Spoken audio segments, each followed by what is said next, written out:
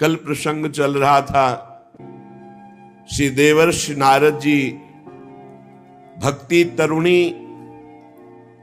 और ज्ञान वैराग्य वृद्ध,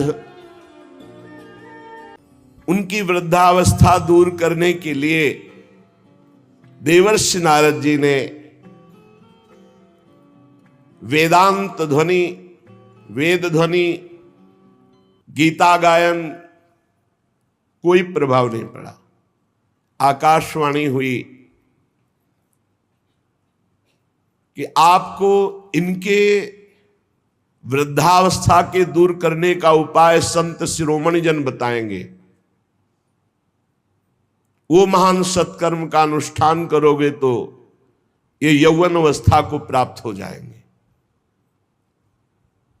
गूढ़ आकाशवाणी, बहुत जगह संत महापुरुषों के पास देवर्षि नारद जी गए। जब बात रखी कि ज्ञान और वैराग्य की वृद्धावस्था कैसे जाए, हमने वेद ध्वनि सुनाई, वेदांत घोष किया, गीता पाठ सुनाया, तो कुछ संत जनों ने कहा कि अब तो असंभव है। जब इस पर भी ज्ञान वैराग्य नहीं जगे तो कोई और उपाय नहीं हो। आप जैसे समर्थ महात्मा और वेद वेदांत और गीता पाठ के बाद भी ज्ञान वैराग्य यौवन नहीं हुए तो कोई उपाय नहीं। लेकिन आकाशवाणी ने कहा था कि संत शिरोमणि जन वह उपाय बताएंगे। देवर्षि नारद जी खोजते ही रहे। अचानक सनकादि मिले। देवर्षि नारद जी ने मन में विचार किया कि बद्रिकाश्रम में जाकर तप करूंगा और तप के द्वारा ज्ञान वैराग्य को स्वस्थ करूंगा। पर सनकादि मिल गए, सनक सनंदन सनातन सनत कुमार जी। उन्होंने कहा, आप जैसे महात्मा का चिंतातुर और खिन्न देखना जरूर कोई विशेष बात है, नहीं तो जो भगवद आश्रित है वो तो मुख प्रसन्न तन तेज विराजा। मुख में प्रसन्नता और तन में तेज, आप में खिन्नता और चिंता दिखाई दे रही। जरूर परहित की भावना से कोई विशेष कार्य में आपका चित्त उदास हुआ है। बताया कि भक्ति यौवन और उनके पुत्र ज्ञान वैराग्य, ये वयोवृद्ध और दासी मुक्ति तो क्षीण ही जैसी हो गई। कलिकाल का इतना प्रचंड प्रभाव, वो तो भगवत धाम चली गई। हम कैसे ज्ञान वैराग्य को पुष्टता प्रदान कर सके? शनकादि ने कहा, भगवान के लीला चरित्रों के गायन में, श्रवण में इतनी सामर्थ्य है कि ज्ञान वैराग्य भक्ति मुक्ति सबको पुष्ट कर देंगे। और संपूर्ण भगवान की ज्ञान सिद्धांत, वैराग्य महिमा, भक्ति महिमा, तत्वबोध सब कुछ विराजमान है श्रीमद् भागवत में। अगर श्रीमद् भागवत का अनुष्ठान हो तो निश्चित भक्ति ज्ञान वैराग्य मुक्ति सबको पुष्टता मिल जाएगी। और आप भी तो उस विषय के ज्ञाता हैं। सनकादि ने देवर्षि नारद जी से कहा, क्योंकि जब व्यास देव जी चिंतातुर थे तो आपने चतुश्लोकी भागवत का गान करके उनकी चिंता को मिटाया। आपको संशय नहीं करना चाहिए, भगवत लीला गायन से निश्चित निश्चित ज्ञान वैराग्य पुष्ट हो जाएंगे। अब तो निश्चय हो गया कि भगवत लीला गायन सनकादि करेंगे। स्थान का निश्चय हुआ हरिद्वार आनंद घाट। सिद्धों ने चर्चा पूरे विश्व में फैला दी। बड़े बड़े महापुरुष जो भगवत लीला कथा अनुरागी, जैसे भगवान भृगु जी, वशिष्ठ जी, च्यवन जी, गौतम जी, मेधातिथि, देवल, देवरात, परशुराम, विश्वामित्र, शाकल, मार्कंडे, दत्तात्रेय, पिप्पलाद, योगेश्वर भगवान श्री कृष्ण, द्वैपायन, व्यास, पाराशर, छायासुख, जाजली, जन्हू, ये बड़े बड़े ब्रह्म ऋषि सनकादि कथा कह रहे हैं हरिद्वार में आनंद घाट पर होगी। ये सब उपस्थित हुए। साक्षात वेद उपनिषद मंत्र तंत्र 17 पुराण 6 शास्त्र ये रूप धारण करके वहां विराजमान हुए। संपूर्ण गंगा आदि नदियां देवी रूप धारण करके, सरोवर कुरुक्षेत्र समस्त दिशाओं में जितने भी ऋषि मुनि सब वहां आकर के विराजमान हुए।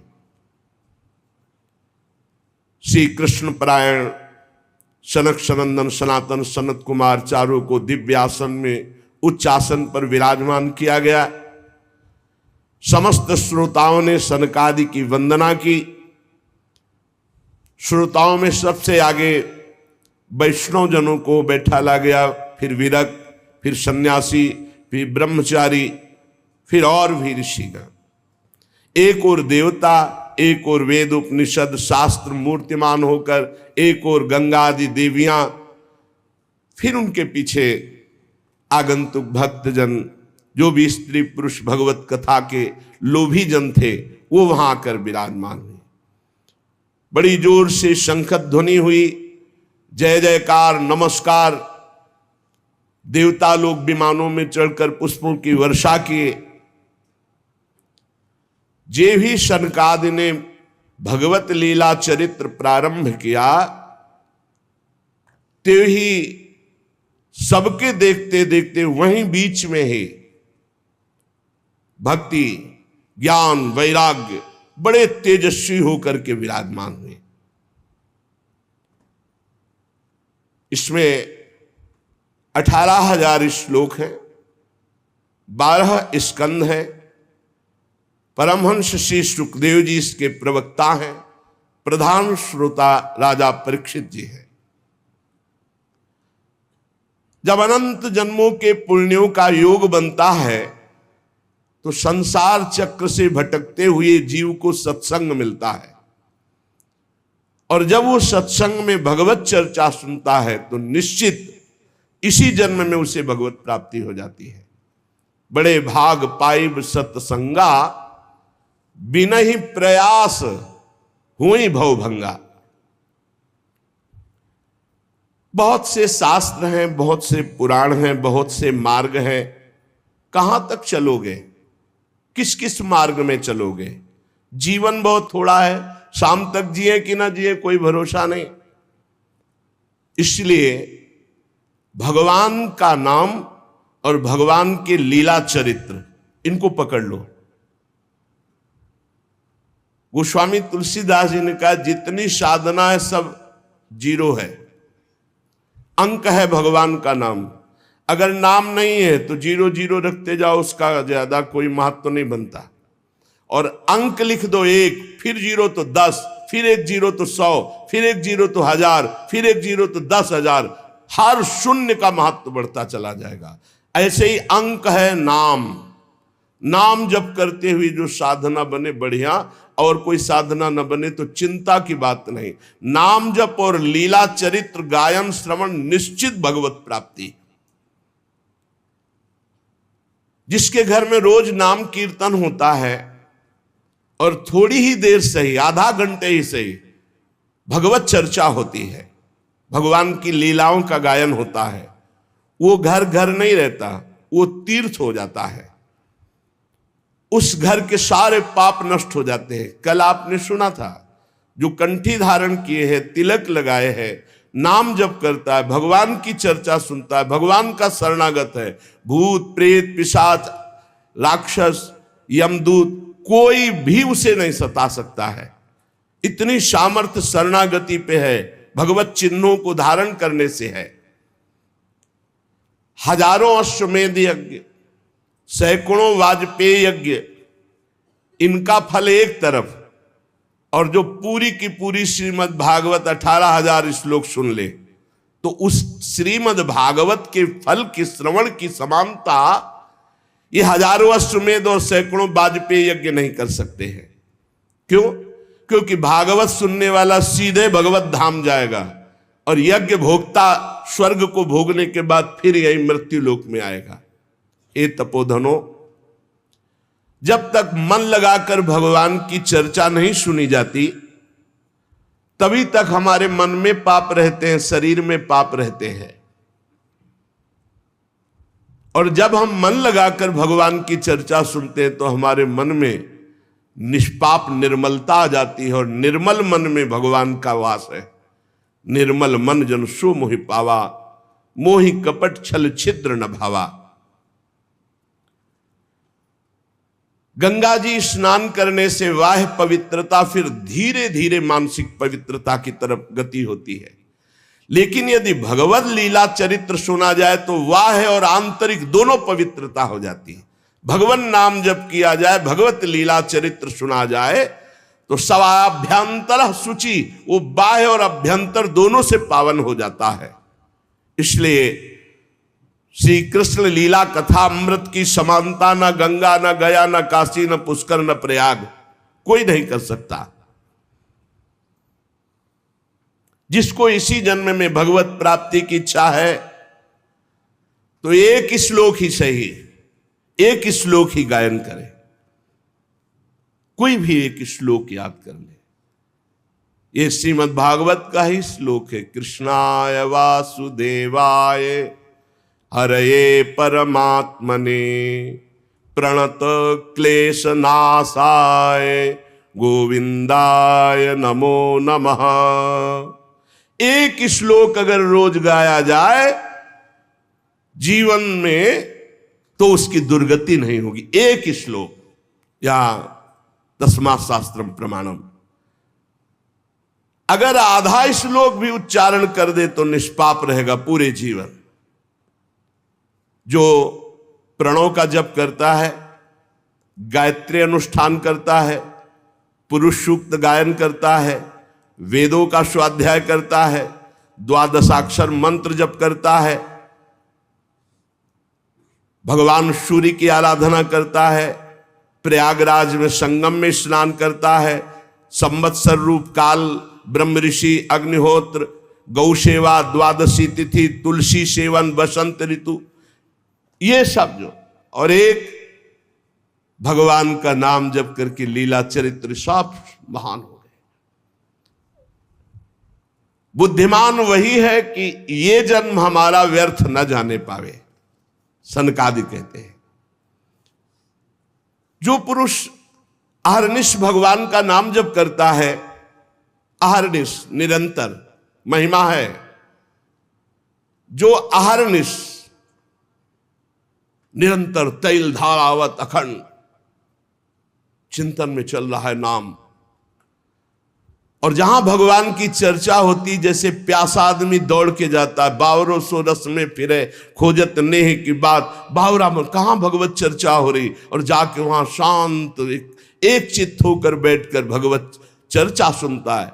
तो कह रहे जन्म कोटि कृतम पापम नश्यते नात्र संशया। करोड़ों जन्मों के पाप उसके नष्ट हो जाते, इसमें कोई संशय ना करे। जो नित्य भगवान की लीला कथा सुनता है, नित्य भगवान का नाम जप करता है, श्री तुलसी जी को जल चढ़ाता है, वैष्णव जनों की सेवा करता है, उसको परम पद दुर्लभ नहीं है, सुलभ है। जो पुरुष पधारने जा रहा हो, शरीर पूरा हो रहा हो, उस समय नाम कीर्तन, उस समय भगवान के लीला चरित्रों के 2-4 अध्याय गान कर दे, निश्चित वो भगवान के धाम को जाएगा, निश्चित। ये करना चाहिए। अपना कोई परिचय हो या ना हो, किसी का शरीर छूट रहा है तो नाम कीर्तन शुरू कर दो। अगर आपको आता है तो संस्कृत या हिंदी से भगवान के पावन चरित्र जो गाए गए हैं, 2-4 अध्याय रास पंचाध्यायी के भगवत लीला के सुना दो, अवश्य अवश्य उसे भगवत प्राप्ति हो जाएगी। इस सनक सनंदन सनातन सनत कुमार जी कह रहे हैं। जो धनी मानी जन है, यदि वे स्वर्ण का सिंहासन बनाकर उसमें श्रीमद् भागवत ग्रंथ विराजमान करके किसी वैष्णव को दान कर दे तो उन्हें भगवान का सायुज्य मोक्ष प्राप्त होता है, सायुज्य पदवी प्राप्त होती है। जिस दुष्ट ने अपनी सारी आयु में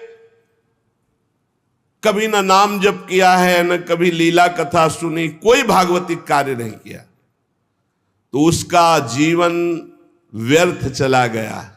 संसार के भोगों का बोझा ढोते हुए, भोगों को भोगते हुए उसका व्यर्थ जीवन गया। व्यर्थ में माता ने प्रसव किया, उसका यहां मृत्यु लोक में मानव शरीर धारण करना व्यर्थ हो गया। वो मुर्दा है जो भगवान का नाम जप नहीं करता। वो मुर्दा है जो भगवान की लीला कथा नहीं सुनता। वो भार स्वरूप है, पृथ्वी में पशु तुल्य है, धिक्कार है। सनकादि जन कह रहे, धिक्तम नरम पशु समम भूय भार रूपमेवं वदंति दिव्य देव समाज मुख्या। संत समाज, देव समाज ऐसों का त्याग कर देते, धिक्कार कर देते हैं, जो न नाम जप करते हैं, न भगवद आचरण करते हैं, न भगवत लीला कथा सुनते हैं। संसार में सब कुछ सुलभ हो सकता है, पर संत समागम बहुत कठिन है। संत समागम, भगवत प्रेमी महात्मा का मिलना, महत्संगस्तु सुदुर्लभ हो। करोड़ों जन्मों के जब पुण्य एकत्रित होते हैं, तब भगवत प्रेमी महात्मा का सानिध्य और उनके श्रीमुख से सिद्धांत और भगवत चर्चा सुनने को मिलती है। नारद जी, आप बड़े ही महान योग निधि महात्मा है, क्योंकि आपने जगत कल्याण के लिए ज्ञान वैराग्य को पुष्ट करने के लिए प्रयत्न किया। भगवत मार्ग में भगवत लीला कथा श्रवण रसास्वादन करने के लिए झूठ बोलना त्यागना आवश्यक है। अगर झूठ बोलेगा तो भगवत लीला कथा का स्वाद नहीं मिलेगा। कम से कम अब लो नशानी अब ना नशे हो, अब तक हुआ, अब तो सही बोलना शुरू कर दे। क्या भय है, झूठ क्यों बोलते हैं? बड़ा मन मलिन कर देता है झूठ, और लोग बड़ी सफाई से झूठ बोलते हैं। कभी चूक से झूठ हो जाए तो हो जाए, तो उसे क्षमा किया जाता है। जानबूझकर 100 का 100% झूठ। दूसरा, व्यभिचार। झूठ बोलना और व्यभिचार करने वाला, चाहे वो कथा कहे या कथा सुने, उसे स्वाद नहीं आएगा। इसलिए सनकादि कह रहे सत्य भाषण और ब्रह्मचर्य पालन, इससे बहुत जल्दी कथा का लाभ मिलता है। असत्य भाषण बोलने वाला और व्यभिचार दोषी, चाहे कथा कहे चाहे कथा सुने, उसे लाभ नहीं मिलेगा। कलयुग में बहुत कठिन है बहुत समय तक सत्य भाषण का नियम लेकर और ब्रह्मचर्य का नियम लेकर निर्वाह करना। इसलिए महापुरुषों ने इस कार्य को अगर अनुष्ठान रूप में लिया जाए तो सप्ताह श्रवण विधि रखी कि 7 दिन नियम लेकर के सत्य भाषण, ब्रह्मचर्य पालन, निरंतर नाम जप, और 7 दिन में 18,000 श्लोक सुन जाओ तो बड़े से बड़े महापाप का नाश करके वो भगवत प्राप्ति करा देगा। कलयुग में मन असंयमित रहेगा, शरीर में रोगों की बाहुल्यता रहेगी, आयु बहुत थोड़ी रहेगी, और भी अनेक प्रकार के झूठ बोलना, व्यभिचार करना, छल कपट, निंदा करना, ये सब दोष कलयुग में, जो फल तपस्या, योग और समाधि से भी प्राप्त नहीं हो सकता, वो भगवान की लीला कथा अमृत सुनने से प्राप्त हो जाता है। शनकादि ने महिमा वर्णन की। शौनक जी ने पूछा, सूत जी ये तो आपने बड़े आश्चर्य की बात कही, इस श्रीमद् भागवत में ब्रह्मा जी के भी आदि कारण प्रभु श्री हरि का निरूपण किया गया है, परंतु ये मोक्ष की प्राप्ति में ज्ञानादि सभी साधनों से बढ़कर के है, ऐसा सनकादि जी ने कहा। सूत जी ने कहा, शौनक जी इसका एक गुप्त रहस्य है। जब भगवान श्री कृष्ण इस धराधाम को छोड़कर अपने परम धाम को जाने लगे तब उनके मुखारविंद से एकादश स्कंद का ज्ञानोपदेश सुन करके उद्धव जी ने पूछा। उद्धव जी ने कहा, गोविंद, अब तो मुझे दिखाई दे रहा है कि आप अपना कार्य पूर्ण करके परम धाम को पधारना चाहते हैं। मुझे मेरी चिंता नहीं है, मैं तो आपके जूठन के प्रभाव से, नाम जप के प्रभाव से, आपके उपदेश के प्रभाव से परम पद की चिंता नहीं करता। एक चिंता मेरे हृदय में है, घोर कलिकाल आपके जाते ही आ जाएगा, अपना प्रभाव दिखा देगा। इसमें दुष्टों की बाहुल्यता होगी, संतों का संसर्ग मिलना बड़ा कठिन हो जाएगा। यहां जो मिलेंगे भी तो छल कपट और उग्र प्रकृति के, इसलिए ये पृथ्वी बड़ी दूषित हो जाएगी।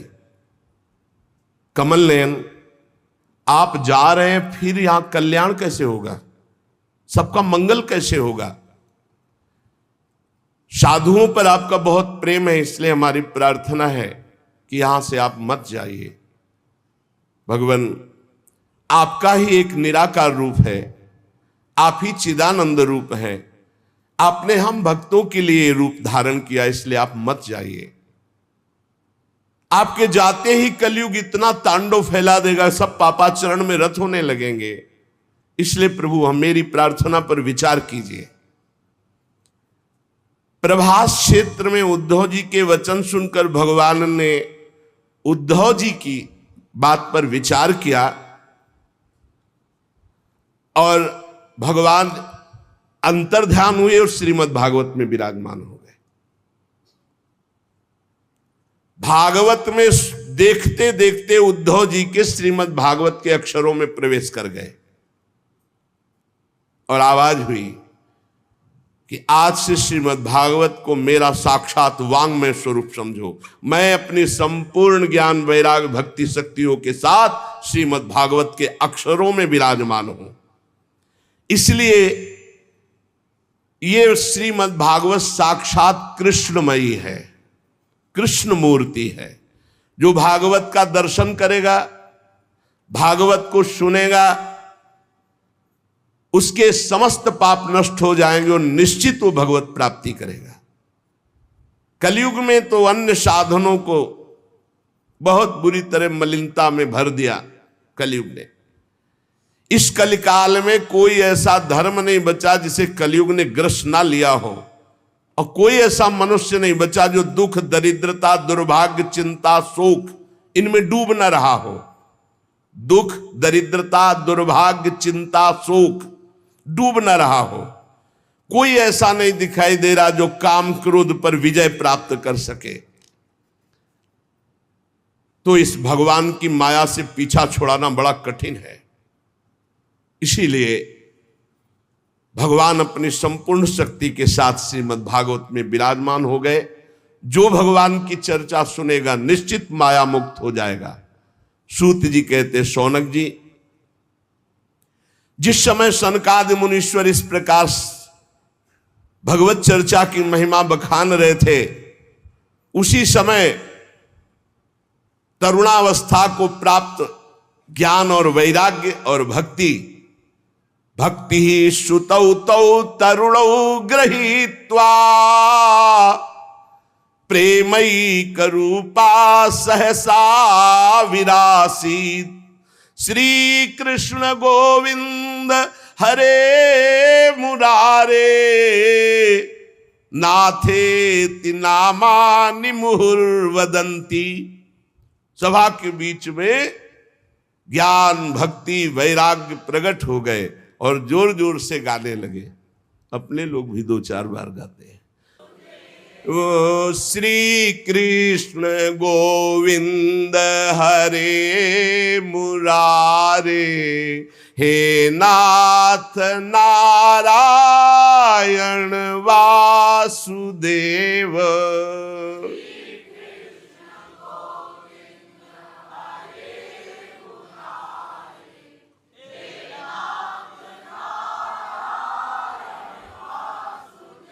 हे नाथ नारायण वासुदेव, हे नाथ नारायण वासुदेव,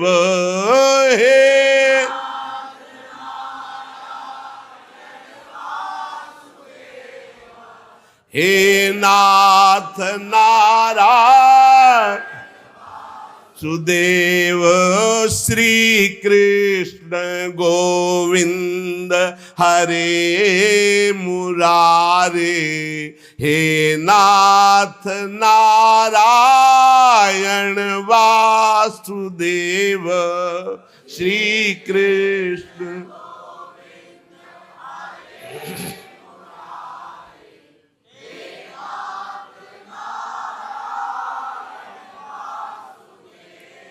सभी सभासदों ने देखा परम सुंदरी दिव्य तेजोमयी प्रेम लक्षणा भक्ति भागवत के अर्थों का आभूषण पहने हुए।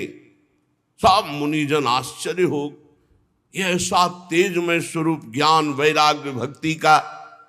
तब सनकादि ने कहा, आश्चर्य मत करो, ये भक्ति देवी अभी अभी श्रीमद् भागवत की महिमा से प्रकाशित होकर के तरुण अवस्था को प्राप्त ज्ञान वैराग्य के साथ प्रकट हुई है।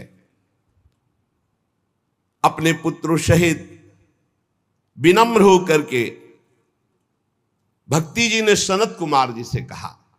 भक्ति बोली, मैं तो कलयुग में नष्ट प्राय हो गई, पर आपने भगवान की लीला कथा अमृत से मुझे पुष्ट कर दिया। अब आप आदेश कीजिए, मैं कहां रहूं। ये सुनकर सनकादि ने कहा, जो भगवान का नाम जप करते हैं, भगवान के आश्रित हैं, भगवान की लीला कथा सुनते हैं, तुम भगवान का दर्शन कराने वाली हो, भगवान का प्रेम प्रदान करने वाली हो, आवागमन को जड़ से नष्ट करने वाली हो, इसलिए तुम सदैव भगवान के प्रेमी भक्तों के हृदय में वास करो। जो नाम प्रेमी, रूप प्रेमी, लीला प्रेमी, धाम प्रेमी, सदैव तुम उनके हृदय में वास करो। ज्ञान वैराग्य और भक्ति, ये कलयुग भले किसी को दूषित कर दे, लेकिन जिसके हृदय में हे भक्ति महारानी तुम ज्ञान वैराग्य के साथ विराजमान रहोगी, ये दृष्टि भी नहीं डाल सकता उन पुरुषों पर, उन उपासकों पर दृष्टि भी नहीं डाल सकता जिसके हृदय में भक्ति महारानी ज्ञान वैराग्य के साथ विराजमान है। कहां विराजमान? जो नाम जापक है, लीला चरित्र गायन श्रवण करता है, भगवद आश्रित है, उसके हृदय में सनक सनंदन सनातन सनत कुमार जी ने कहा कि आप ज्ञान वैराग्य सहित भक्ति विराजमान हो। भक्ति ने जे ही आज्ञा पाई तो जितने कथा में विराजमान थे सबके हृदय में विराजमान हो गए। सकल भुवन मध्य निर्धनास्ते पिधन्या, निवसति हृदये साम श्री हरेर भक्ति रेखा, हरिरपि निज लोकम सर्वथा तो विहाय, प्रविशति हृदय साम भक्ति सूत्रोपनद्धा। इस जगत में भले धनवान वो नहीं है, लेकिन उनके हृदय में भगवान की भक्ति विराजमान है। तो सकल भुवन मध्य निर्धनास्ते पिधन्या, धन नहीं है पर भक्ति विराजमान है, तो बोले तीनों लोकों में वो सबसे बड़ा धन्यवाद का पात्र बन गया, क्योंकि भक्ति की डोरी से खींचकर भगवान परम धाम छोड़कर उसके हृदय में प्रकाशित हो जाएंगे। भूलोक में भगवत प्राप्ति का साक्षात उपाय, बिना परिश्रम के, बिना श्रम के परम पद पहुंच जाना, ये भगवत लीला चरित्र गायन श्रवण बैठा ले दिमाग में। खूब लीला चरित्र गायन श्रवण, निश्चित भगवत प्राप्ति। जिस समय भक्ति महारानी नृत्य कर रही, ज्ञान वैराग्य नृत्य कर रहे, पूरे सभा में श्री कृष्ण गोविंद हरे मुरारे, हे नाथ नारायण वासुदेव, ये कीर्तन हो रहा। उसी समय अथ वैष्णव चित्तेषु दृष्ट्वा भक्ति मलौकिकीं, निज लोकम परित्यज्य भगवान भक्त वत्सलः, बनमाली घनश्यामः।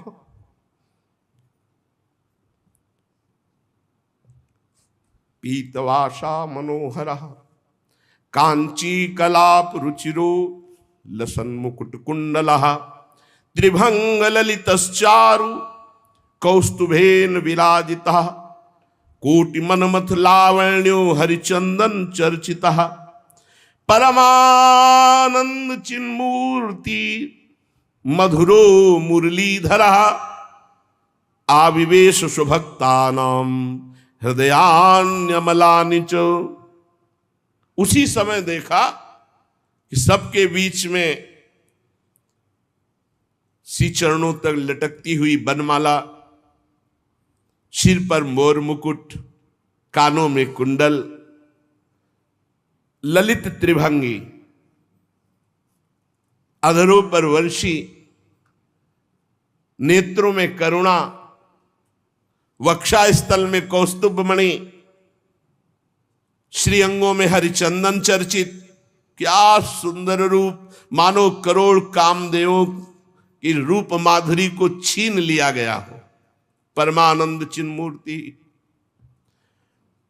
मधुराति मधुर मुरलीधर भगवान श्री कृष्ण सबके बीच में प्रकट हो गए।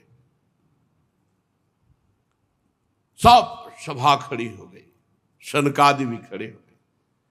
आसपास ज्ञान वैराग्य भक्ति नृत्य कर रहे, बीच में प्राणाधार प्रभु श्री कृष्ण ललित त्रिभंगी मुरली मनोहर मोर मुकुट धारण किए।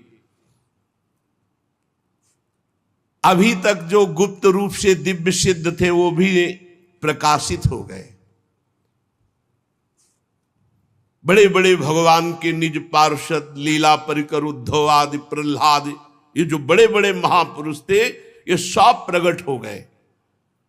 अब तो अद्भुत नृत्य हुआ। ज्ञान भक्ति वैराग्य सनकादि प्रहलाद नारद आदि तो वहां विराजमान ही है, उद्धव आदि, ये सब गुप्त प्रकट सब महापुरुष भगवत पार्षद ज्ञान वैराग्य भक्ति भी नृत्य कर रहे हैं। सब नृत्य जय हो जय हो। बीच में नटनागर मुरली मनोहर ललित त्रिभंगी प्रभु, कैसा अद्भुत। तदा जय जया रावो रस पुष्टिर लौकिकी चूर्ण प्रसून वृष्टिश्च मुहुः शंखरवोप्यभूत। कोई शंख ध्वनि कर रहा है, कोई जय हो। ऐसे भगवान ललित त्रिभंगी सबको सुख देते हुए विराजमान। सब बड़े बड़े महात्मा आसपास जय जयकार, नमः नमः नमो नमः, शंख ध्वनि, पुष्प वर्षा, जय जय। कितना अद्भुत सुख। ऐसा रस प्रवाह बह चला कि कोई भी ऐसा नहीं था जो देह सुधि का विस्मरण करके भगवदानंद में ना डूबा हो। देह गेहात्म विस्मृति ही तत्सभा संस्थिताम नाच। देह गेहात्म विस्मृति, कोई ऐसा सभा में नहीं बचा जो देह भाव से ऊपर न उठ गया हो। सबको देह गे की विस्मृति, एकमात्र भगवदानंद। ऐसी तन्मयता देख करके नारद जी ने कहा, मुनीश्वर गण, आज मैंने भगवान की चर्चा की महिमा देख ली। भगवान ने स्वयं कहा, मद भक्ता यत्र गायंती तत्तिष्ठामि नारद। मेरे भक्त मेरे पावन चरित्रों का गायन करते वहां मैं विराजमान रहता हूं। प्रमाण दे दिया भगवान स्वयं प्रकट होकर।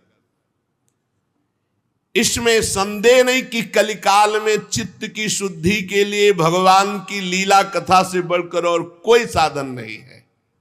मुनिवर, आप लोग बड़े कृपालु हो जो संसार के कल्याण के विचार करके बिल्कुल अद्भुत सरल मार्ग निकाला जिससे सब लोग सुनकर भगवान को प्राप्त कर सकते हैं। सनकादि ने कहा कि जो लोग सदा पापरत रहते हैं, दुराचारी हैं, वेद के विरुद्ध मार्ग में चलते हैं, जो कामी हैं, क्रोध से जलते रहते हैं, कुटिल हैं, ऐसों को भी भगवत चर्चा भगवान की प्राप्ति करा देगी। जो सत्य कभी बोले ही नहीं, सत्य से चित हैं, सत्येन हीना पितृमात्र दूषकास तृष्णा कुलाश्चाश्रम धर्म वर्जिता ये दंभिका मत्सरणोपि हिंसका। जो माता पिता की निंदा करने वाले, माता पिता को कटुवचन बोलने वाले, माता पिता को दंड देने वाले, ये घोर नरकों को जाते हैं। लेकिन ऐसा भी पुरुष जो तृष्णा का मारा, आश्रम धर्म का त्यागी, दंभी, दूसरों की उन्नति देखकर कुढ़ने वाला, सदैव दूसरों को कटुवचन दुख देने वाला, ऐसे लोग सब नरक जाते हैं। पर ऐसे लोगों को भी यदि भगवत चर्चा सुना दी जाए तो उनका कल्याण हो जाएगा। ये 5 महापाप हैं, इनको नष्ट करना बहुत कठिन होता है। पंचोग्र पापास छलछद्म कारिणः क्रूरा पिशाचा इव निर्दयाश्चये। कौन से महापाप? सबसे पहला शराब पीना। ये पंचोग्र पापास, ये निश्चित नरक जाते हैं। शास्त्र हमारा निषेध करता है। जिनके कानों में आवाज पड़ रही हो, प्रार्थना है आज से शराब पीना छोड़ देना। वैसे बहुत लोग छोड़ चुके, लेकिन जिनको भी अभी लग रहा हो तो कि हमारा सुख बढ़ेगा इससे, तो ध्यान दीजिए। पंचोग्र पापा ये तुम्हारा नाश कर देंगे। 5 महापाप हैं। पहला है मदिरापान, शराब पीना, और दूसरा है ब्रह्म ऋषि की हत्या कर देना, तीसरा है किसी के स्वर्ण की चोरी कर लेना, चौथा है दूसरे की पत्नी के साथ व्यभिचार करना, गुरु पत्नी गामी, गुरु की पत्नी के साथ व्यभिचार करना, और 5वां है विश्वासघात कर देना। ये 5 महापाप हैं जिनको नरक में भोगने पर भी वो पूर्ण सफाई नहीं होती, फिर यहां दुर्गति योनियों को प्राप्त होते हैं जहां महान कष्ट मिलता है। ऐसे 5 महापाप करने वाले, मदिरापान, ब्रह्म ऋषि की हत्या करने वाला, स्वर्ण की चोरी करने वाला, गुरु पत्नीगामी, पराई स्त्री से व्यभिचार करने वाला और विश्वासघाती, ये 5 महापाप हैं जो नरक भोगना पड़ता है। छल छद्म परायण क्रूर पिशाचों के समान निर्दयी, जो ब्रह्म ऋषियों के धन को छीन करके पुष्ट होते हैं, ऐसे व्यभिचारी, ऐसे लोगों को भी यदि भगवान की चर्चा सुनने को मिल जाए तो पावन हो सकते हैं।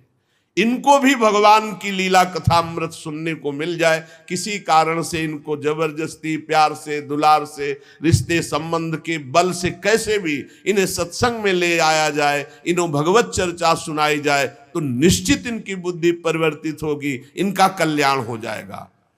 जो दुष्ट आग्रह पूर्वक मन वाणी शरीर से पाप करता है, दूसरे के भोजन से शरीर पुष्ट करता है, मलिन हृदय वाला, अगर ऐसों को भी भगवत चर्चा सुनाई जाए तो ये भी भगवत प्राप्ति के मार्ग में चल देंगे। नारद जी घोर पापी को भी भगवत प्राप्ति कराने में समर्थ है भगवत चर्चा। नारद जी ने कहा इसका कोई उदाहरण दिया जाए तो ज्यादा समझ में आ जाए, तो उनका हम तुम्हें एक प्राचीन इतिहास सुनाते हैं। पूर्व काल में तुंगभद्रा नदी के तट पर एक अनुपम नगर बसा हुआ था। उसमें सभी वर्णों के लोग अपने अपने धर्माचरण करते, सत्य में तत्पर रहते थे। उस नगर में समस्त वेदों का ज्ञाता, श्रौत स्मार्त कर्मों में निपुण एक ब्राह्मण रहते थे जिनका नाम था आत्मदेव। तेज तो ऐसा था मानो दूसरे सूर्य भगवान ही हो। ब्राह्मण तेजस्वी, वैदज्ञ, सत्कर्म अनुष्ठान करने वाला, और कभी उसके दरवाजे से कोई भिक्षुक वापस नहीं लौटा। इतना उदार हृदय वाला, देगा ही कुछ न कुछ। पर पूर्व प्रारब्ध के अनुसार उनकी जो पत्नी थी उनका नाम था धुंधुली। पति का नाम आत्मदेव और पत्नी का नाम धुंधुली था। सुंदरी थी, कुलीन थी, पर लड़ाकू स्वभाव था, अपनी बात पे अड़ जाना। अब वो बड़े ज्ञानी थे, वेदज्ञ, वेद के ज्ञाता, इसलिए वो शांत रहते थे। लड़ाई घर में नहीं होती, वो लड़ने वाली ही बात करती थी, पर वो शांत रहते थे। जब घर में नहीं होती तो पड़ोसी से जाके भिड़ना, जरा जरा से कारण में। क्रूर स्वभाव, बकवादी स्वभाव, गृह कार्य में निपुण लेकिन कंजूस और झगड़ालू, प्रारब्ध है। भोग विलास की कमी नहीं थी, खूब संपत्ति थी, घर बढ़िया सुंदर, परंतु सुख नहीं था। क्योंकि जब आत्मदेव घर में आते तो बस उपद्रव, लड़ाई झगड़ा, सब बड़ा नरक समझो। जिसकी घर में अशांति हो, झगड़ा होता हो, बड़ा नरक है।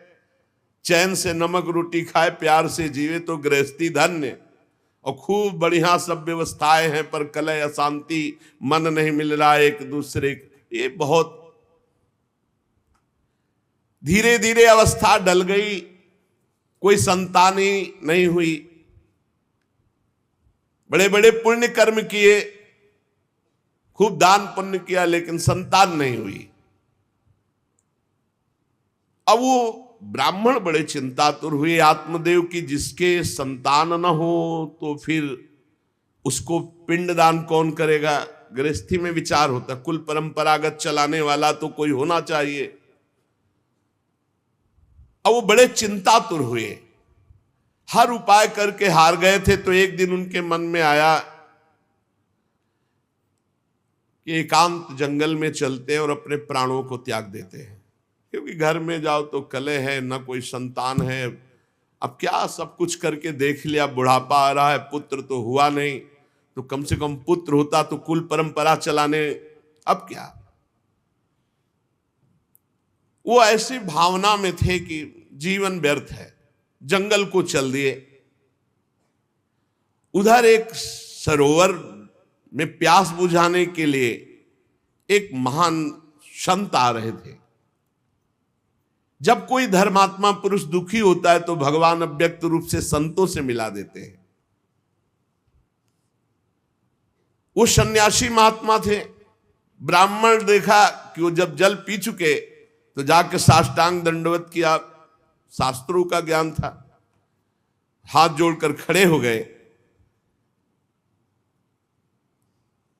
तो कथम रोदसी विप्रत्वम काते चिंता बलियसी वदत्वम संवत सत्वरम मह्यम स्वस्य दुखस्य कारणम। ये लंबी लंबी सांसें खींच रहे हो, उदास खड़े हो, दुखी दिखाई दे रहे हो। देखने से तो लगता है कि तुम ब्राह्मण हो, क्योंकि तेजस्वी हो। क्या चिंता है तुम्हारी जो तुम जल्दी जल्दी श्वासें खींच रहे हो लंबी, और दुख प्रकट कर रहे हो। ब्राह्मण ने कहा, महाराज आखिरी उपाय आप हैं। वैसे तो मैं बताऊं, अपने जीवन से निराश हो चुका हूं। आपको देखा तो आशा बन गई। पूर्व जन्म का कौन सा प्रारब्ध मुझे पता नहीं, पर संतान योग नहीं। अब मेरे पितर गरम गरम आंसू चिंता जनित छोड़ रहे हैं, क्योंकि पिंडदान करने वाला हमारे कुल में कोई नहीं रहा, संतानें नहीं उत्पन्न हुई। बहुत दुखी हो गया हूं। सही बताऊं, मैं आम प्राण त्यागने आया हूं जंगल में। मेरा मन मुझे धिक्कारता है कि तुम्हारा सब कुछ बेकार जब संतान नहीं। और यहां तक कि मैं जिस गाय को पालता हूं वो भी बछड़ा नहीं देती, वो भी बांझ हो जाती है। यहां तक कि जो पेड़ लगाता हूं उसमें भी फूल फल नहीं आते। कितना मैं दुर्भागी हूं, बड़ा भागा हूं। अब मैं अपने प्राण त्यागने आया हूं। और फूट फूट कर रोने लगे। संत का हृदय बड़ा करुणा में होता है।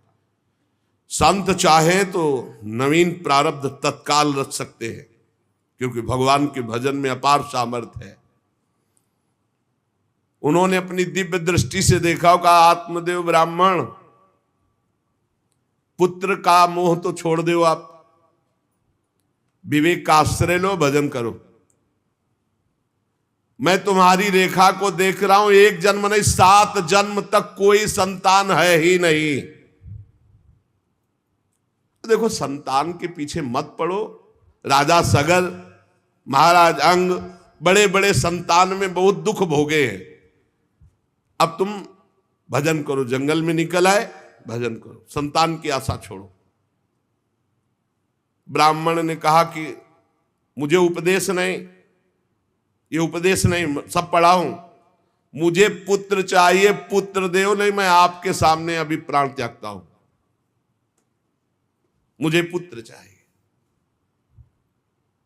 ब्राह्मण का ऐसा आग्रह देख करके सन्यासी जी ने कहा कि देखो, विधाता के लेख को कोई मिटा नहीं सकता। चित्रकेतु का चरित्र पढ़ के देख लेना। दैव जिसके उद्योग को कुचल देता है वो सफल नहीं होता। तुम्हें पुत्र सुख नहीं है। उन्होंने कहा फिर हम कह रहे हैं बस अब पुत्र का आशीर्वाद दे ही दो, नहीं तो प्राण त्याग देंगे आपके सामने। सन्यासी जी ने देखा है तुम मानने ही वाले नहीं, तो उन्होंने योग बल से एक फल प्रकट किया, तपोबल से, और कहा लो योग तो नहीं तुम्हारे पुत्र का, पर मैं ये फल देता हूं, अपनी पत्नी को खिला देना, इससे बड़ा ज्ञानी महात्मा पुत्र पैदा होगा। तुम्हारी स्त्री 1 साल तक सत्य, शौच, दया, दान, ब्रह्मचर्य का पालन करे, एक टाइम अन्न खाए, तो और ये फल पाने के बाद 1 वर्ष के बाद ऐसा महापुरुष प्रकट होगा जो तुम्हारा कल्याण भी कर देगा, तुम्हारे पितरों का भी उद्धार कर देगा। वो योगीराज सन्यासी फल दिए। अब तो आत्मदेव बड़े प्रसन्न हुए क्योंकि कामना पूर्ण हो गई। फल लेकर आए। धुंधुली उनकी पत्नी थी जो लड़ाकू स्वभाव की, बड़ा क्रूर स्वभाव, दुष्ट स्वभाव, वैसे ही क्रूर स्वभाव था। आके कहा हो भाग्य एक सन्यासी मिले, वो फल दिए, और उन्होंने नियम बताया है कि 1 साल तक सत्य बोलोगी, पवित्र रहोगी, दूसरों को दान करोगी, एक समय तुम अन्न खाओगी, और बहुत शुद्ध स्वभाव वाला महात्मा बालक पैदा होगा, ये फल खा लो। तो उन्होंने कहा कि फल तुरंत थोड़ी खाया जाता, नहा धो के बड़े पवित्रता से खाया जाता, लाओ और जाओ, आप निश्चिंत रहो। बोलने अगर हमारे सामने पाल, तुम्हें विश्वास नहीं, वो डरते भी थे, घर के बाहर हो गए। अब वो कुटिल स्वभाव की थी, क्रूर स्वभाव की। उन्होंने अपनी बहन को बुलाया और रो रो के कहने लगी कि बहन मुझे बड़ी चिंता हो गई, समस्या आ गई। क्या? बोले पंडित जी जो ये फल लाए हैं, फल से गर्भ रह जाएगा। पहले तो नियम बता गए हैं कि 1 साल तक झूठ नहीं बोलना, पवित्र रहना है, और दूसरों को दान देना, एक समय अन्न खाना है। अब हम तो बड़ी भयभीत हैं कि जब पेट में गर्भ बढ़ेगा तो भोजन कम हो जाएगा, पेट बढ़ेगा तो भोजन कम हो जाएगा। ये तो मैंने कर नहीं सकती क्योंकि 3 बार तो हमको अच्छा भोजन चाहिए, पंडित जी का 1 बार खाना, ये तो हो नहीं सकता। अच्छा गर्भ बढ़ा, पेट बढ़ा, खाया पिया जाएगा नहीं, बहुत परेशानी उसमें लगेगी। और कहीं दैववश से अगर डाकू आ गए तो भाग भी नहीं पाऊंगी। चलो डाकू ना आए, कहीं आग लग गई घर में, तब तो हम जल के मरी जाएंगे क्योंकि गर्भ पेट में, ये तो हमसे नहीं। और फिर गर्भ निकलते समय सुना बहुत कष्ट होता है, ये सब हमसे नहीं होने वाला। देखो एक क्रूर स्वभाव की नकारात्मक सोच।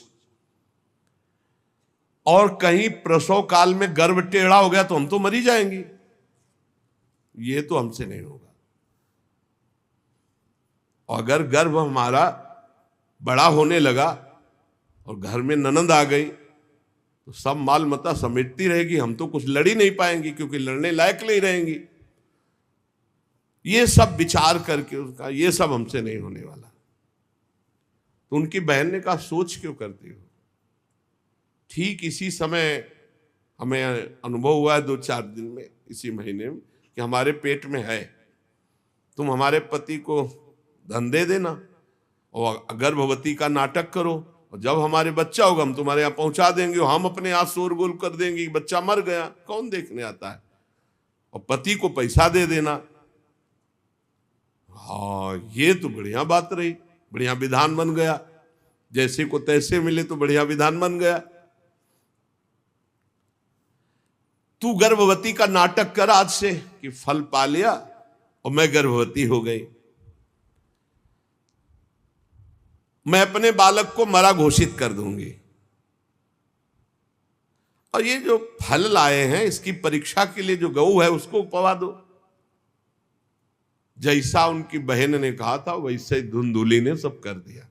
देख लो, कहा था स्वामी जी ने तुम्हारे 7 जन्म बालक नहीं, तो देखो बुद्धि कैसी खराब हुई, गाय को पवा दी। अब जब उसकी बहन के पुत्र हुआ तब तक वो कपड़ा वपड़ा पेट में लगा के नाटक करती रही होगी कि हमारे गर्भ है। फिर एकदम घोषणा कर दी जब वो पुत्र रातों रात पहुंच गया कि हमारे संतान हो गई। उसके पिता को अच्छा धन दे दिया, वो धुंधुली को ला करके बहन का बेटा दे दिया। आत्मदेव तो बहुत आनंद हो गए, जान न जाए नारी गति भाई। उनको क्या पता कि घर में क्या रहस्य हुआ, वो तो बहुत सुखी हो गए कि संत भगवान के द्वारा दिए हुए फल से हमारे पुत्र हो गया। बड़ा आनंद, बड़ा उत्सव मनाया, बालक के जात कर्म संस्कार कराए, खूब दान पुण्य किया, मांगलिक कृत्य किए।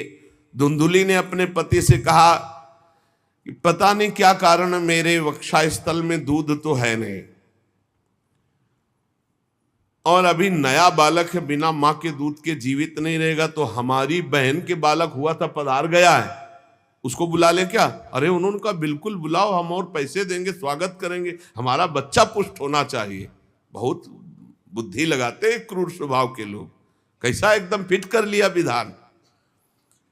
अब उसको बुला लिया बालक का पालन पोषण करने के लिए पैसे के बाद, और वो असली मां तो वही है ही है।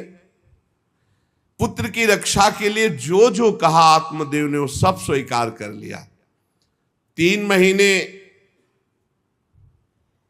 इस बालक के व्यतीत होने के बाद, उन्होंने कहा था 1 साल बाद होगा, 3 महीने व्यतीत होने के बाद गौ के बच्चा हुआ मनुष्याकार, केवल कान गौ के, पूरा मनुष्याकार, सर्वांग सुंदर, दिव्य तेजोमय, स्वर्ण की सी कांति, क्योंकि वो योगी के तप का। ब्राह्मण देवता नाच पड़े कि भगवान जब दिए तो कितना आनंद, घर में भी बच्चा और गौ के भी बच्चा ही हुआ। खूब संस्कार करके मंगल दान, बड़े प्रसन्न हैं। सब लोग कहते आत्मदेव का देखो कैसा भाग्य बदला कि घर में भी पुत्र हुआ, गौ के भी पुत्र हुआ, बछड़ा नहीं, केवल कान भर। कैसे आश्चर्य की बात, दिव्य बालक उत्पन्न हुआ। पर इस गुप्त रहस्य का किसी को पता नहीं। आत्मदेव ने देखा कि बालक पूरा मनुष्याकार, केवल कान, गाय के तो नाम रखा गोकर्ण।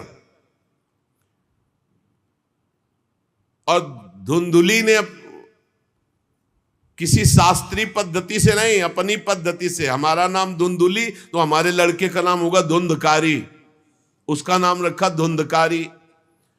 कुछ काल व्यतीत हुआ, दोनों जवान होने लगे।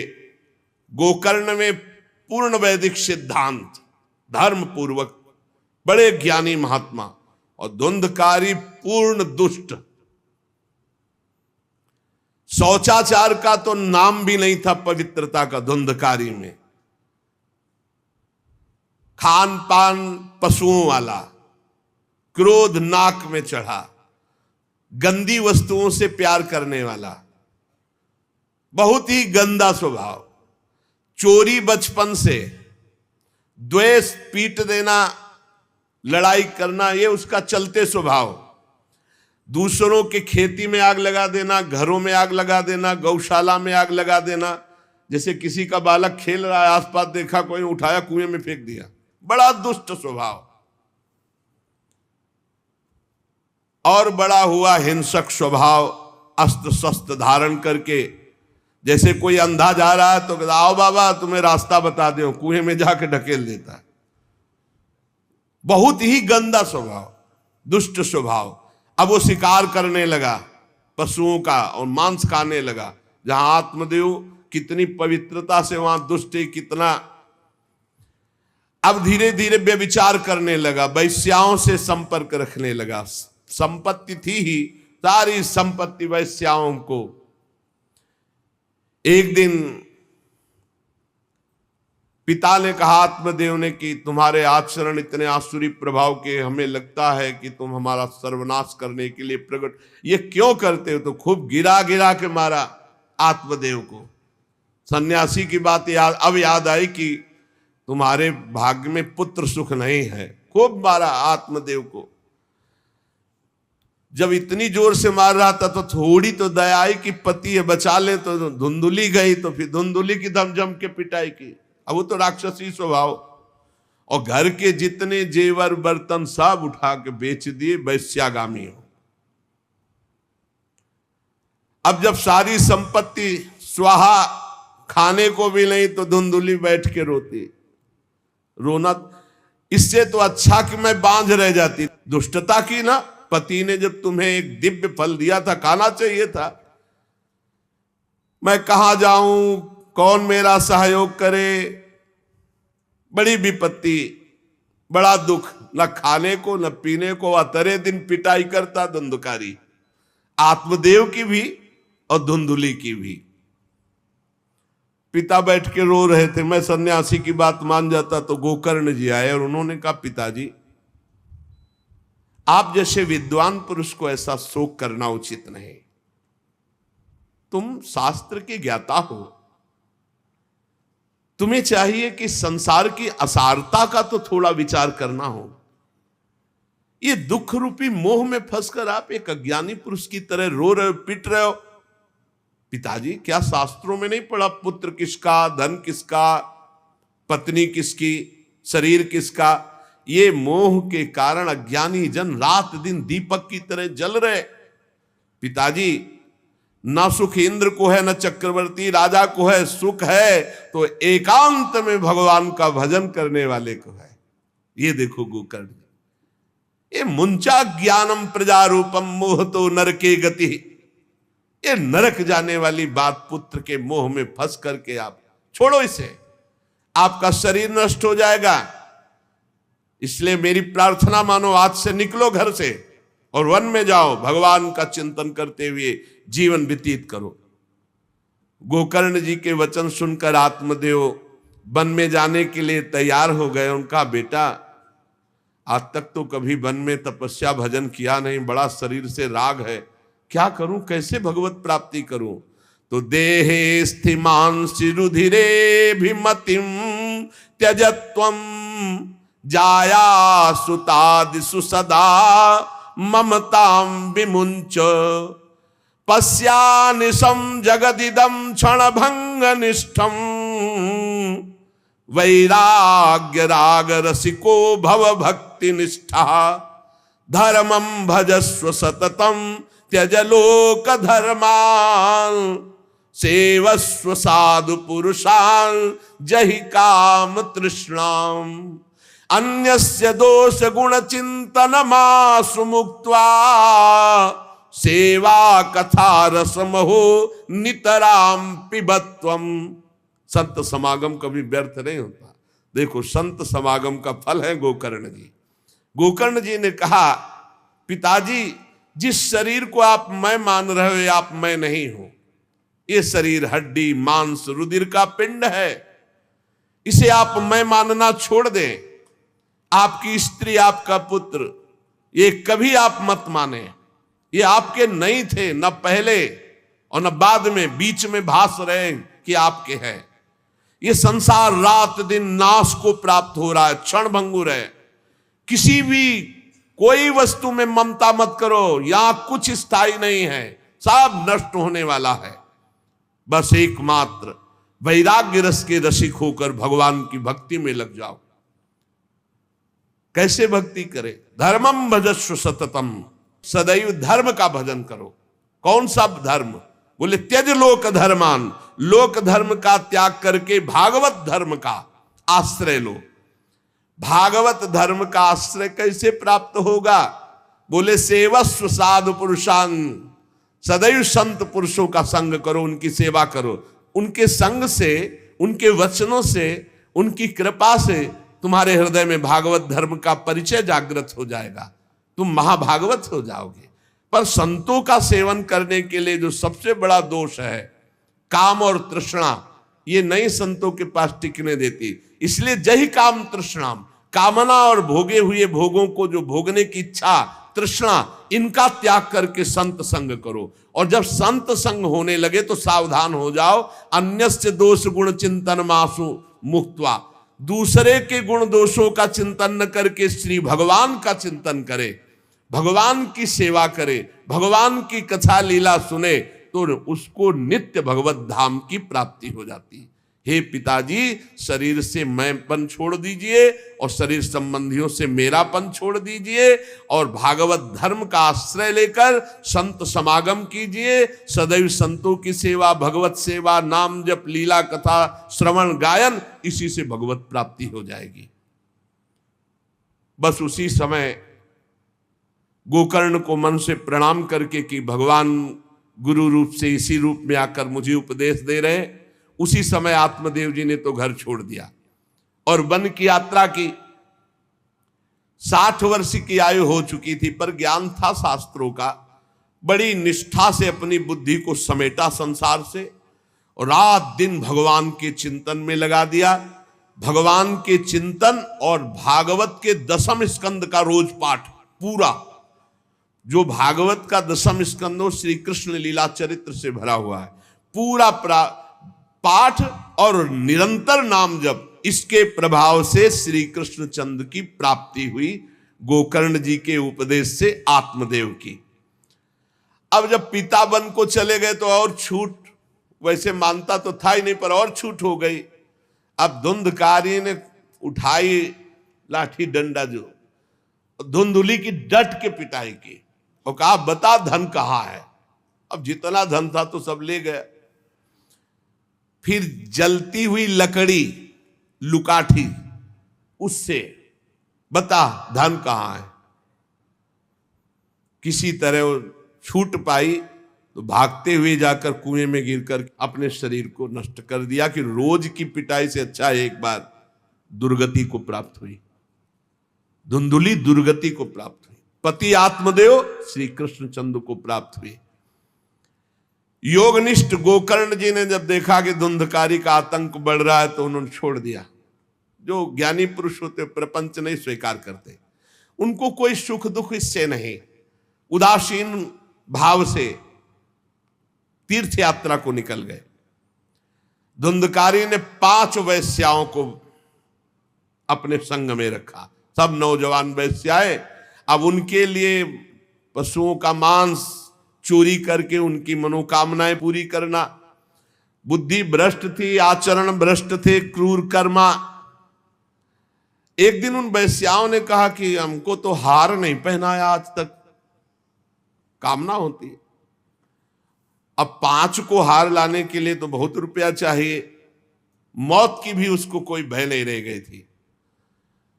वो जिसको देखता काट करके जो मिलता धन एकत्रित करके 5 के लिए सुंदर आभूषण हार। अब हिंसा में उतरा जो, तो उसके लिए क्या। स्त्रियों ने सोचा कि नित्य नवीन चोरी करता है, आज हमने हार के लिए कहा तो 5 के लिए व्यवस्था कर दिया। पकड़ा जाएगा, जब ये पकड़ा जाएगा तो राजा इसे फांसी देंगे तो हमको भी 5 को फांसी मिलेगी। मरना तो है ही है ना इसे। 5 ने विचार किया मरना तो है ही, राजा फांसी देगा तो हम ही फांसी दे देती तो कम से कम हम तो बच जाएंगी।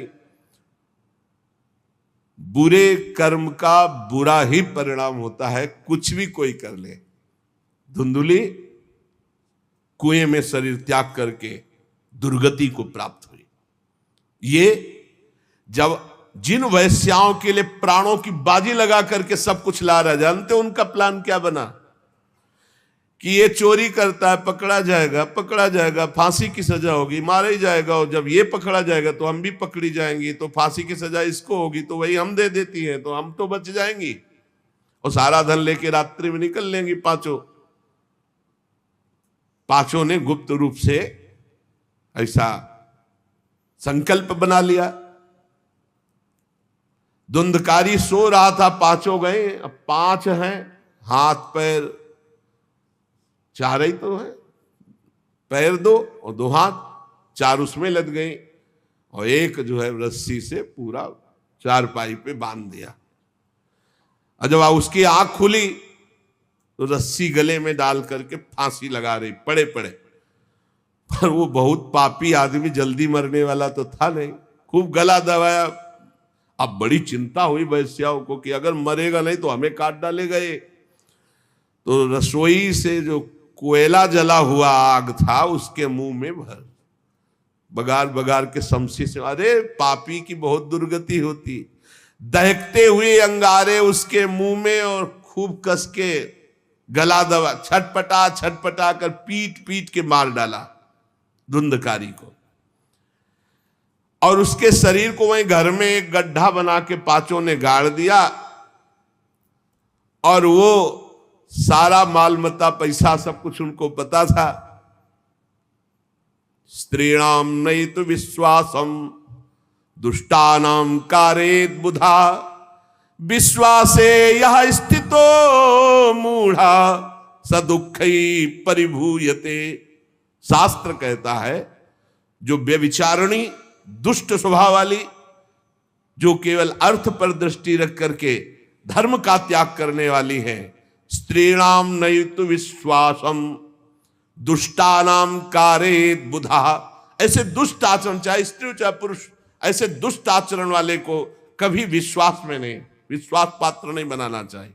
और दूसरी बात करें, विश्वासे या स्थितो मूढ़ा सा दुखा परिभूयते, जो विश्वास करेगा अंत में मारा जाएगा, पर विश्वास पक्का हो जाएगा। क्यों? सुधामयम बचो, अमृतमय वचन, विश्वास हो जाएगा।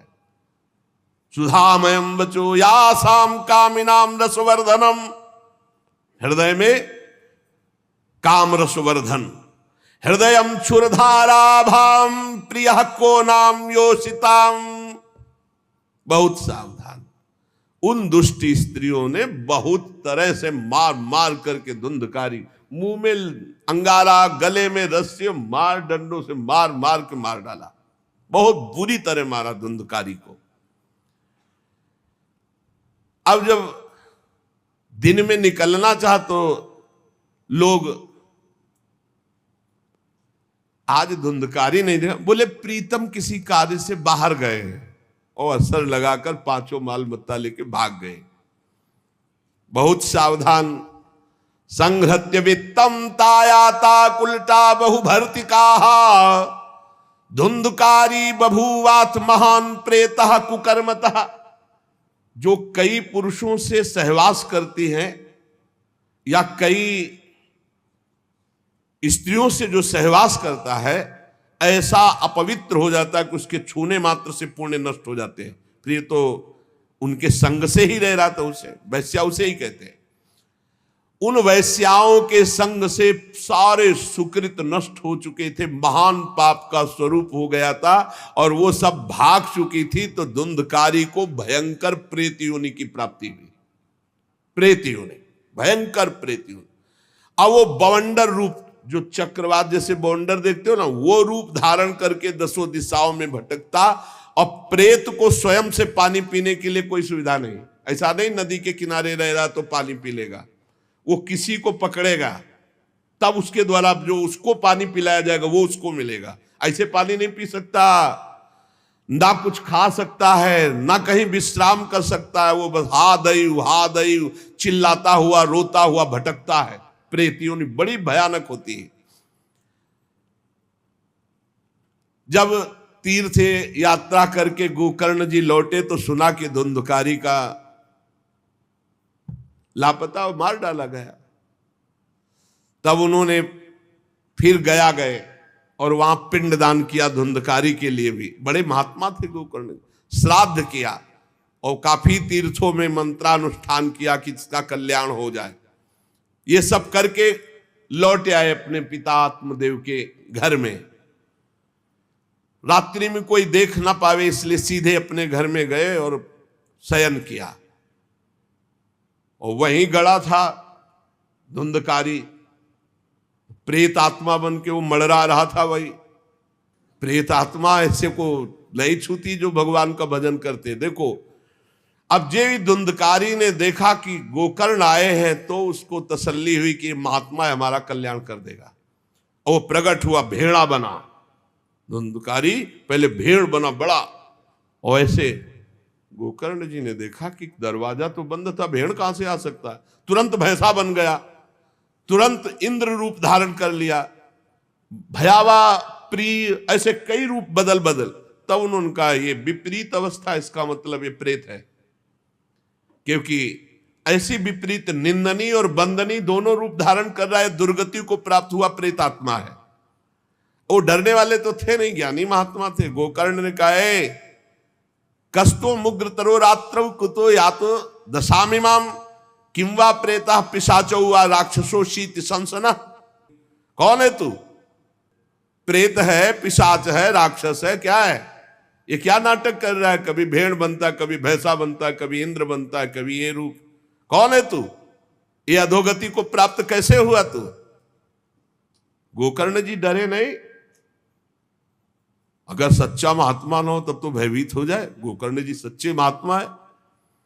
अब वो चिल्ला चिल्ला के केवल रो रहा, एक शब्द भी नहीं बोल पा रहा। तो गोकर्ण जी समझ गए अधिक पाप होने के कारण ये बोल नहीं सकता। तब अंजलि में जल लिया और कई मंत्रों का जाप किया और फिर उसके ऊपर फेंका। जे भी फेंका तब बोल पाया, भैया मैं आपका भाई धुंधकारी हूं, बचा लो, मेरी भारी दुर्गति हो गई। मैं तुम्हारा भाई हूं, मैं धुंधकारी हूं। अब मुझे बहुत कष्ट हो रहा, पश्चाताप हो रहा, मैंने सब कुछ नष्ट कर दिया, धर्म भ्रष्ट पापाचारी। अब मेरी बड़ी दुर्गति है। उन उल्टा वैश्याओं ने मुझे तड़पा तड़पा करके मारा है। मैं कुछ कर नहीं सकता इस समय। ऐसा थोड़ी कि प्रेत है जिसको चाहे पटक दे, ऐसा नहीं है, ऐसा विधान नहीं। पहले वैश्याओं को मारता जाके। मैं कुछ कर नहीं सकता, प्रेत योनि में पड़कर दुर्दशा भोग रहा हूं। अब दैववश केवल वायु से जीवित हूं, बहुत प्यासा हूं, भूखा हूं, पर नहीं खा सकता, नहीं पी सकता। आप दया समुद्र भैया मेरा उद्धार करो। गोकर्ण ने कहा कि तुम्हारा उद्धार तो हो जाना चाहिए। तुम्हारे लिए तो मैं गया में गया, वहां श्राद्ध दिया, तीर्थों में भी अनुष्ठान किया, फिर तुम्हारा प्रेतियों से उद्धार कैसे नहीं हुआ? तो उनका भैया एक दो बार गया श्राद्ध से, मेरा कुछ नहीं होने वाला, बहुत पापी हूं, बहुत बड़े बड़े पाप किए हैं। कोई दूसरा उपाय सोचो। छोटे मोटे पिंडदान से, दान पुण्य से मेरा उद्धार होने वाला नहीं, बहुत स्टॉक है हमारे पाप का। तुमको हम बताएं, सैकड़ों बार गया श्राद्ध करो तो भी मेरा कल्याण नहीं हो सकता, ऐसा मैं पापी हूं। कोई दूसरा उपाय सोचो। गोकर्ण जी ने कहा, सैकड़ों गया श्राद्ध से तुम्हारी मुक्ति नहीं हो सकती, तो तुम्हारी मुक्ति असंभव है। कहा भैया मैं तुम्हारे चरणों में पड़ा हूं, मुझे मेरा उद्धार करो। तो कहा ठीक है, तुम अभी इस घर से निकलो, कहीं और रहो, हम जब तुम्हें बुलाएं तब आ जाना। जाओ, हटाओ, हमारे इस घर से हटो। हटा दिया उनको। गोकर्ण जी की आज्ञा पाकर धुंधकारी बाहर भटक रहा है। रात भर विचार किया कि इसका कल्याण कैसे होगा, जब सैकड़ों गया श्राद्ध से कह रहा उद्धार नहीं होगा। अब जब प्रातः काल हुआ, दरवाजा खुला तो बहुत से विज्ञजन आकर के गोकर्ण जी से मिले। गोकर्ण ने सबसे सलाह की कि क्या हो सकता है, ऐसे ऐसे स्त्रियों ने उनको मारा और वो प्रेत योनि को प्राप्त हुए। जो लोग विद्वान थे, योगनिष्ठ थे, वेदज्ञ थे, उन्होंने कई शास्त्र पाठ आदि की बातें बताई सबने, पर सही उत्तर नहीं मिला। गोकर्ण जी महान तपस्वी थे। गोकर्ण जी ने प्रातः काल स्नान करके अर्घ दे रहे थे, बोले औरों से क्या पूछना, सीधे सूर्य भगवान से पूछे। मंत्र का उच्चारण करते हुए सूर्य भगवान को स्थगित कर दिया, रोक दिया। बहुत बड़ी मंत्रों में तथा सर्वै सूर्य वाक्यम तन्मुक्तो स्थापितम परम गोकर्णा स्तंभनम चक्रे सूर्य वेगस्य वै, तथा सूर्य की गति को रोक दिया। और तुभ्यम नमो जगत साक्षिन ब्रूहि में मुक्ति हेतुकम। अब हम किससे पूछे, आप ही बताओ। हे जगत साक्षी भगवान सूर्य, धुंधकारी का उद्धार कैसे हो सकता है? आप कृपा करके बताइए कि धुंधकारी की मुक्ति कैसे हो सकती। गोकर्ण की प्रार्थना सुनकर भगवान सूर्यदेव ने कहा, श्रीमद् भागवत महापुराण नियम पूर्वक सुनाओ, निश्चित उसकी मुक्ति हो जाएगी। सप्ताह पारायण 7 दिन में पूरी भागवत श्लोक सहित। सूर्य भगवान की आज्ञा सबने सुनी, गोकर्ण जी ने भी सुनी। बहुत सरल उपाय। गोकर्ण जी ने निश्चय किया, मैं स्वयं सुनाऊंगा और उसका उद्धार करूंगा। अब तो कथा का समय निश्चित किया। बहुत से लोग कथा सुनने के लिए वहां पहुंचे। जब सुना कि भगवान की कथा सब पापों का नाश कर देती है, तो बहुत से लोग, पापी पुण्यात्मा जो भी, सबको बैठने की उचित व्यवस्था की गई। एक 7 गांठ का बांस जो सीधा था, आवाहन किया धुंधकारी का और कहा इस पे बैठ जा, तू भी कथा सुन। तो सीधे 7 गांठ के बांस पर धुंधकारी जाकर के बैठ गया, छिद्र में वायु रूप होकर, क्योंकि बाहर कहीं स्थित नहीं रह सकता, चलायमान तो बैठना है।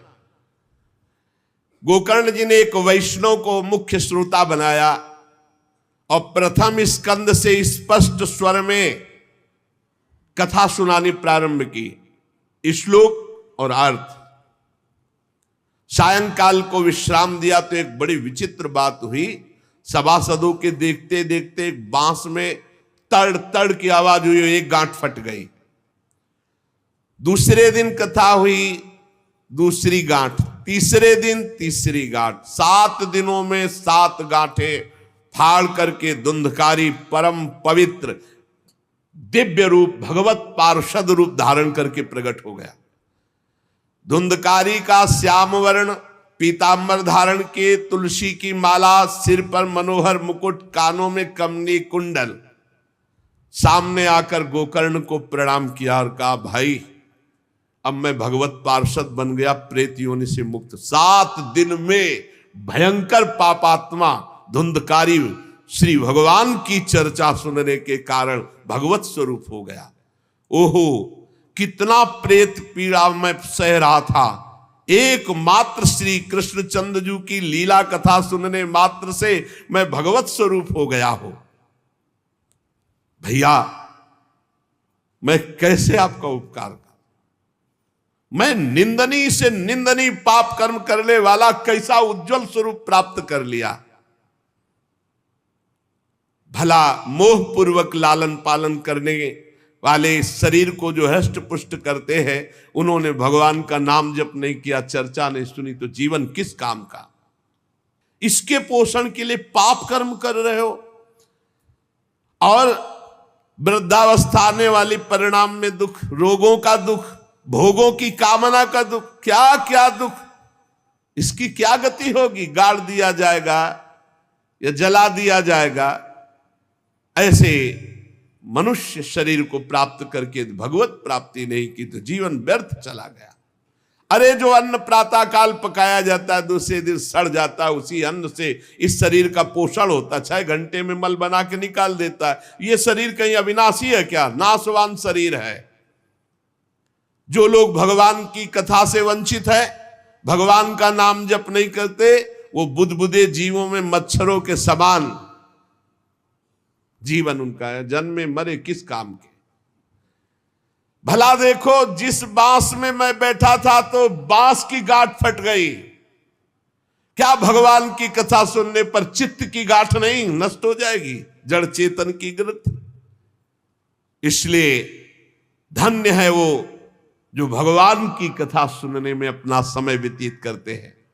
धुंधकारी ऐसी बातें कह रहा था, सबने देखा जय घोष करते हुए नमो नमः, और एक दिव्य विमान आया।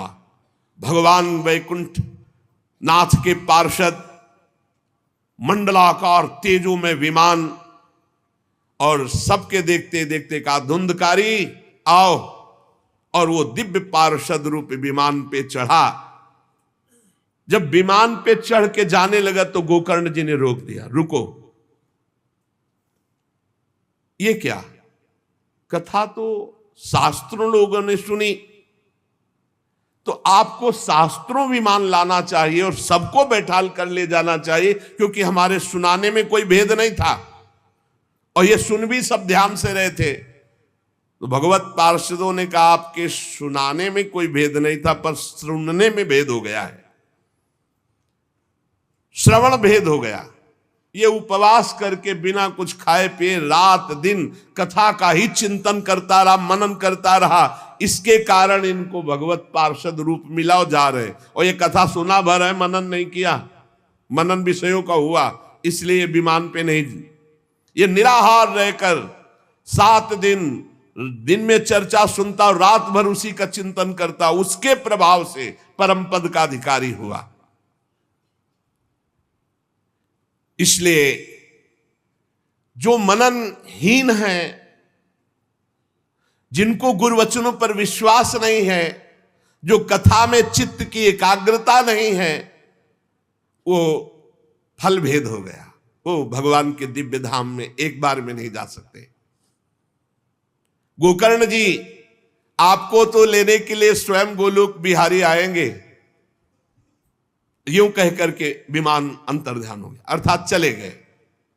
गोकर्ण जी ने समस्त श्रोताओं से कहा, बिना तुम्हें विमान में बैठा ले मुझे चैन नहीं। सावन के महीना में हम फिर अनुष्ठान करेंगे, सब लोग कथा सुनो और सच्चे नियम से रहो, उसका मनन करो। ऐसा ही किया।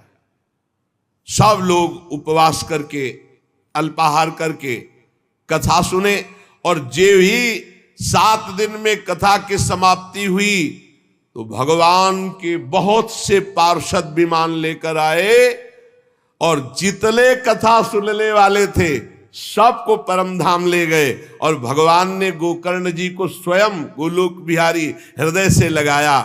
जे भी हृदय से लगाते हुए गोकर्ण भगवत स्वरूप हो गए। वही किरीट, श्यामवर, पीतांबर धारण किए हुए, कुंडल आदि से विभूषित। यहां तक कहते हैं कि उस कथा में सुनने में जो कुत्ते भी बैठे थे, वो भी गोकर्ण जी की दृष्टि पड़ने पर विमान पर बैठकर भगवत धाम को गए। भक्तवत्सल भगवान श्री कृष्ण इतने गोकर्ण जी पर प्रसन्न हुए कि तुमने सबको कथा सुनाकर मंगल अनुष्ठान। इसलिए गोकर्ण जी जिस जिसको चाहा, मालूम कथा सुनकर कुत्ता मनन तो नहीं कर सकता, लेकिन गोकर्ण जी ने मनन किया कि ये कुत्ता भी कथा में बैठा था, इसका भी भगवत उद्धार हो जाए। ये आप इसीलिए आसपास जो ये जीव जंतु सब भगवत स्वरूप हो जाते हैं। बड़े बड़े सिद्धों को जो गति नहीं मिलती, भगवान की लीला कथा सुनने से, गोकर्ण जी के प्रभाव से धुंधकारी सहित समस्त श्रोताओं को भगवत धाम की प्राप्ति हुई। शेष चर्चा आगे। श्री राधा वल्लभ लाल की जय।